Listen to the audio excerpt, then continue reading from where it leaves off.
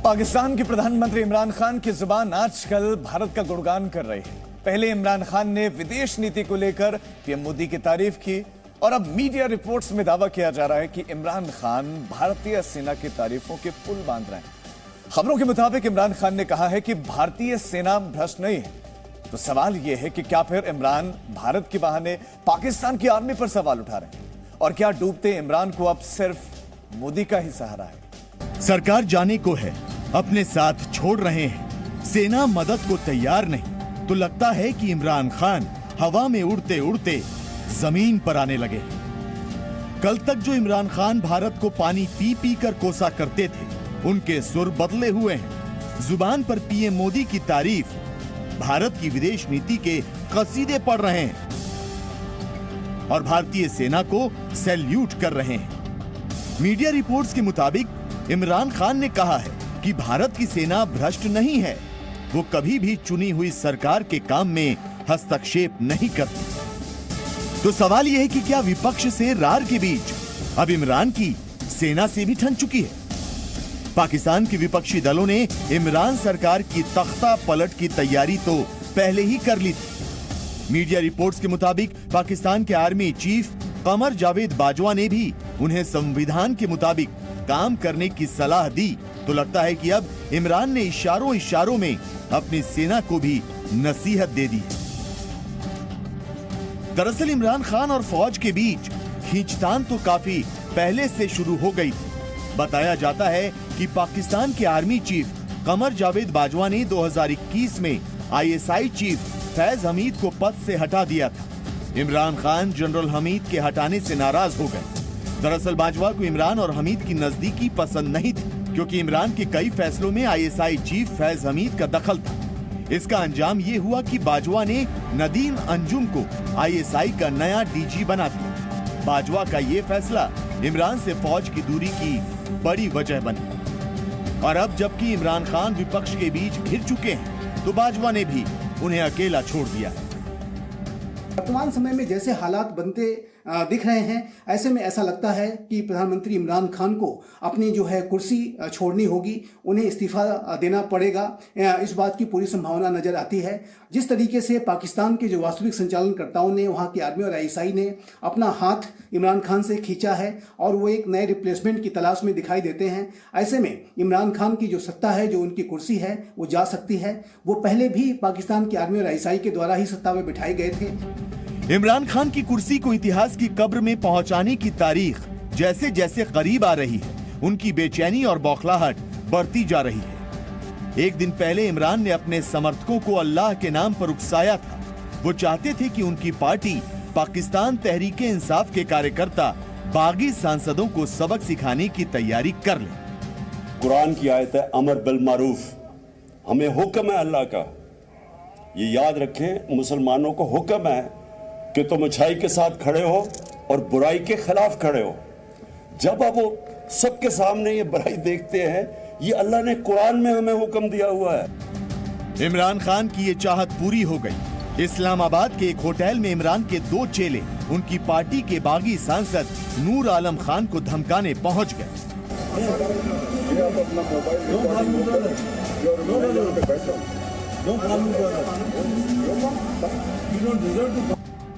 लेकिन डरा धमका कर इमरान की सरकार बचाने का ये तरीका बेअसर रहा। होटल के अंदर सत्ताधारी पार्टी से बगावत कर चुके सांसदों की टीम टेंशन फ्री होकर इमरान को सबक सिखाने की रणनीति बनाती दिखी।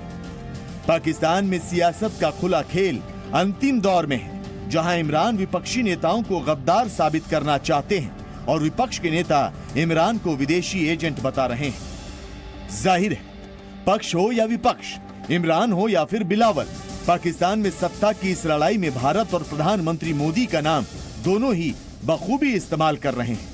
पाकिस्तान में वैसे भी ये रिवायत पुरानी है।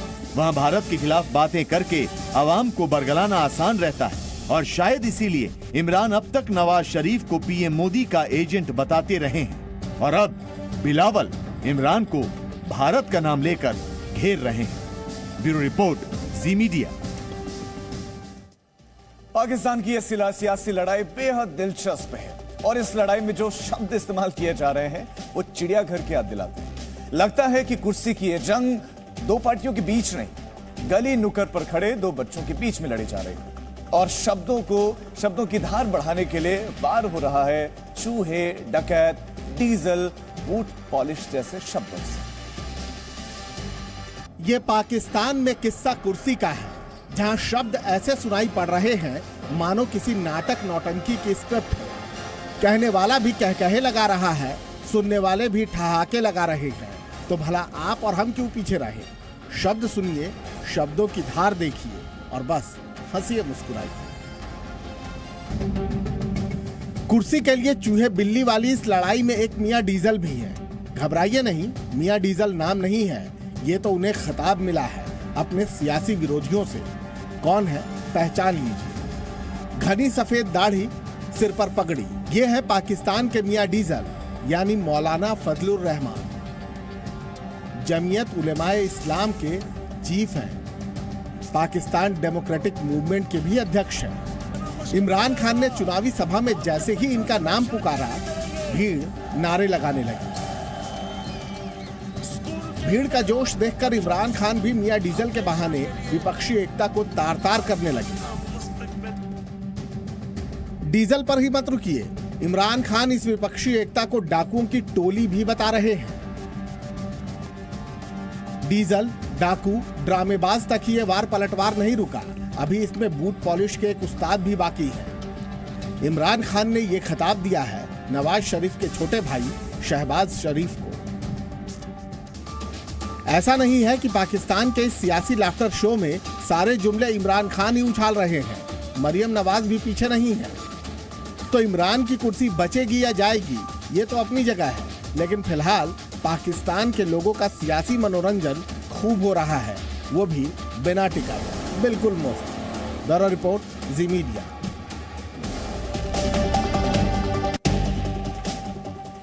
जिस तालिबान को पाकिस्तान ने पाला पोसा, अब वही तालिबान पाकिस्तान से बदला लेने पर उतरा है। फिलहाल इस्लामाबाद में इस्लामिक सहयोग संगठन के विदेश मंत्रियों की बैठक चल रही, लेकिन न्योता मिलने के बावजूद तालिबान ने इस बैठक में अपने विदेश मंत्री को नहीं भेजा, बल्कि विदेश मंत्रालय के एक अधिकारी को भेजा। और इन सब के पीछे वजह रही OIC की पिछली बैठक में हुई तालिबानी विदेश मंत्री की बेइज्जती, जिसका बदला इस बार की बैठक में तालिबान ने ले लिया।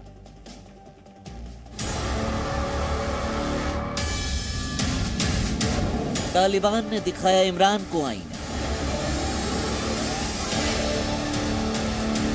OIC में तालिबान का बदला।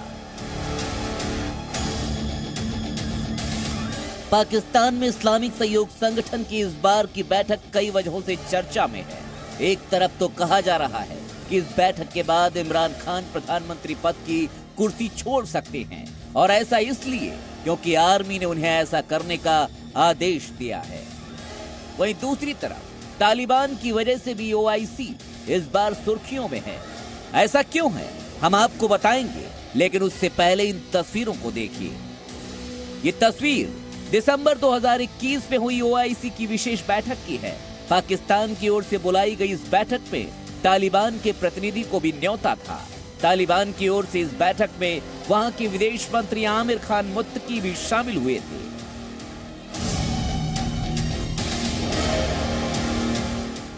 पिछली बैठक में मुत्तकी को मंच से अपनी बात रखने का मौका तो मिला, लेकिन उन्हें वो इज्जत नहीं नवाजी गई जो वो चाहते थे। बैठक के दौरान आमिर खान मुत्तकी को अन्य देशों के विदेश मंत्रियों के बीच नहीं बिठाया गया।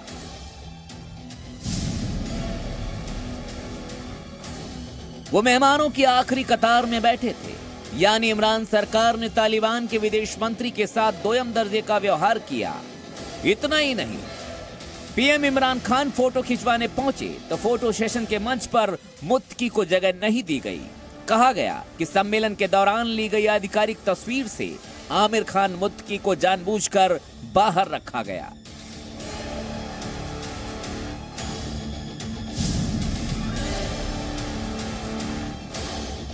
दिसंबर 2021 में यह विशेष बैठक अफगान संकट पर चर्चा के लिए बुलाई गई थी, लेकिन बैठक में नई तालिबान सरकार को किसी भी तरह से औपचारिक अंतर्राष्ट्रीय मान्यता नहीं दी गई थी, जबकि तालिबान बार बार अपने ऊपर लगे प्रतिबंध हटाए जाने और अपनी सरकार को आधिकारिक मान्यता देने की मिन्नतें इस्लामिक देशों से करता रहा।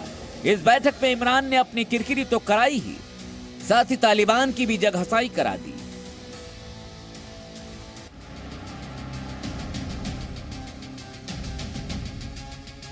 और इसी का नतीजा रहा कि इस बार की ओआईसी की बैठक में तालिबान ने पाकिस्तान को सबक सिखाने की ठान ली। इस्लामाबाद में चल रही इस्लामिक देशों के संगठन की बैठक में तालिबान के विदेश मंत्री ने शामिल होने से इनकार कर दिया। विदेश मंत्रियों की इस बैठक में तालिबान ने पाकिस्तान से बदला लेने के लिए अपने विदेश मंत्रालय के अधिकारी को भेजा है, जबकि इस बार भी बैठक के एजेंडे में अफगानिस्तान शामिल है। ऐसी भी रिपोर्ट्स हैं कि पाकिस्तान की आर्मी और आईएसआई ने इमरान खान को यह संकेत दिया है कि उन्हें इस्तीफा दे देना चाहिए जो ओआईसी की बैठक चल रही है उसके बाद। तो ऐसे में अब उनका संकट बेहद गहरा गया है। ऐसे में अब वो भारत की विदेश नीति की तारीफ करते हुए नजर आते हैं। लेकिन पाकिस्तान अपनी बेइज्जती छिपाने के लिए भारत को कोसने में लगा हुआ है। पाकिस्तान के बड़बोले विदेश मंत्री शाह महमूद कुरैशी ने आरोप लगाया है कि भारत इस्लामिक सहयोग संगठन की मीटिंग में रुकावटें डालना चाहता है। भारत ने पूरी कोशिश की इस कॉन्फ्रेंस को अंडरमाइन करने की।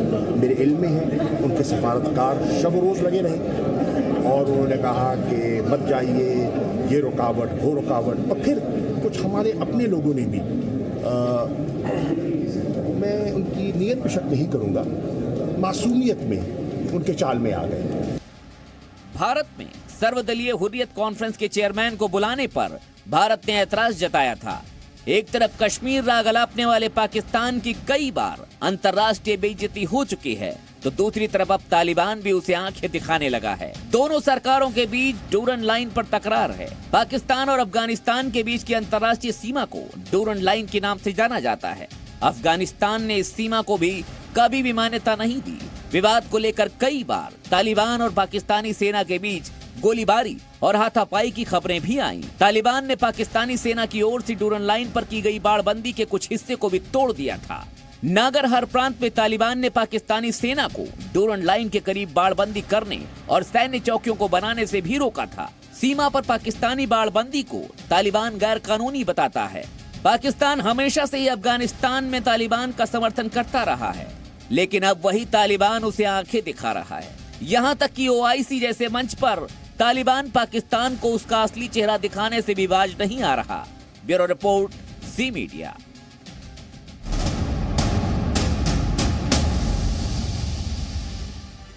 इमरान खान को आपने अक्सर इस्लामोफोबिया पर ज्ञान देते हुए तो सुना ही होगा, लेकिन इमरान खान के पाकिस्तान में इस्लाम के नाम पर किस तरह अल्पसंख्यकों का कत्ल किया जा रहा है, यह सिंध में एक लड़के की हत्या ने साफ कर दिया है। बताया जा रहा है कि इस लड़के का अपहरण करने की कोशिश की गई, क्योंकि एक सिरफिरा उस लड़के का धर्म बदलवाना चाहता था, उससे शादी करना चाहता था। ये चीख कलेजा चीर देती है। इन आंसुओं में आज इमरान खान के सारे दावे बहे जा रहे हैं। रोती माँ, बिलखते भाई बहन, आंसू बहाता पिता। किससे कहें, कहां फरियाद करें। पाकिस्तान के सिंध प्रांत में आज ये परिवार असहाय है। एक सिरफिरे ने बेटी पूजा की जान ले ली, सिर्फ इसलिए क्योंकि वो धर्म बदलकर उससे शादी करने को तैयार नहीं थी।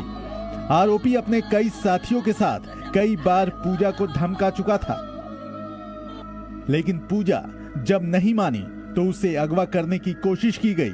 पूजा ने विरोध किया तो आरोपियों ने सिर में गोली मार दी और पूजा की जान चली गई। घंटों तक परिवार वाले इंसाफ की आवाज उठाते रहे। बेटी का शव रखकर प्रदर्शन किया। मामला जब बढ़ने लगा तो आरोपी की गिरफ्तारी हुई, लेकिन घर वालों को अब भी शक है कि उन्हें इंसाफ मिल सकेगा। मुझे बहुत अफसोस और खेद है, निरंतर ये बच्चों को अगवा करना और धर्म बदलने का काम पाकिस्तान में चल रहा है। मैं विदेश मंत्रालय से भी आग्रह किया है, उसके परिवार से मेरी कल बात हुई। उन्होंने बताया कि बार बार इस बच्ची को चेतावनी दी जा रही थी कि हमारे से निकाह कर, नहीं तो तुझे अगवा करके ले जाएंगे, और ले जाने में जब नाकाम रहे तो गोली मार। तो मैं आग्रह करता हूं विदेश मंत्रालय से कृपया इसके ऊपर संज्ञान लिया जाए और उन परिवारों को सुरक्षा दिलाई जाए। पाकिस्तान अल्पसंख्यकों के लिए किसी नर्क से कम नहीं है। अमेरिका में सिंधी फाउंडेशन के मुताबिक सिंध में हर साल जबरन शादी के लिए करीब 1000 हिंदू लड़कियों का अपहरण किया जाता है। इनकी उम्र 12 से लेकर 28 वर्ष के बीच होती है। तो वहीं मीडिया रिपोर्ट्स के मुताबिक पाकिस्तान के पंजाब प्रांत में 2021 के पहले 6 महीनों में ही 6754 लड़कियां अगवा की गई हैं और अब जबरन धर्म बदलवाने और शादी के लिए सिंध की पूजा की जान चली गई। पूजा चली गई लेकिन परिवार अब भी सहमा हुआ है। परिवार वाले सुरक्षा की गुहार लगा रहे हैं, पर इमरान खान के पाकिस्तान में इन मजलूमों की सुनने वाला कोई नहीं। Bureau report, ji media. Presenting B News app, available on Google Play and App Store. Download it now.